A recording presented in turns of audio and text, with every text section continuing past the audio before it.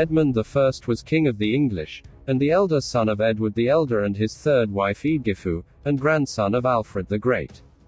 At the age of 16, he fought with his elder half-brother Athelstan, at the Battle of Brunanburh against a combined forces of Scots and Vikings.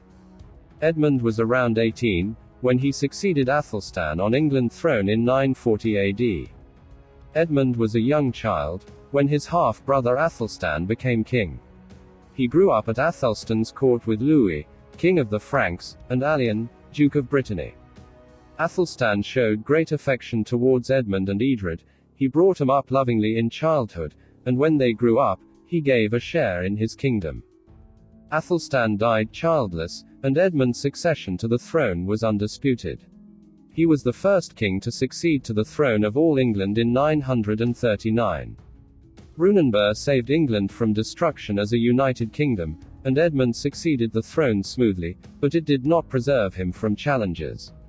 After Athelstan's death, the York Vikings accepted the kingship of Anlaf Guthfrithson, the king who led the Viking forces at Brunanburh.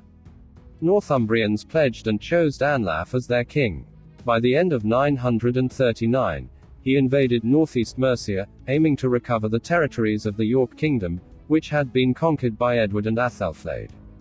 He marched on Northampton, where he repulsed and then stormed the ancient Mercian royal centre of Tamworth, with considerable loss of life on both sides.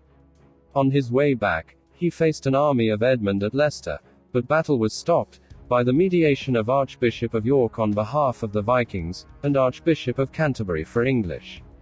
Anlaf Guthfrithson died in 941, allowing Edmund to reverse his losses.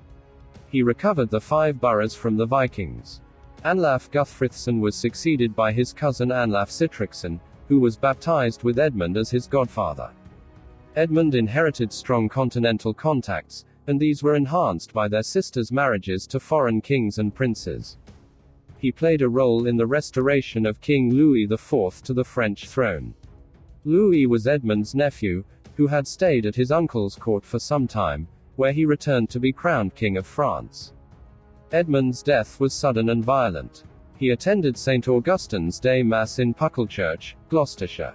There he was killed by a thief named Leofer, who Edmund had previously exiled for his crimes. Like his son Edgar, 30 years later Edmund was buried at Glastonbury Abbey. His sons were still young children, so he was succeeded by his brother Edred as king.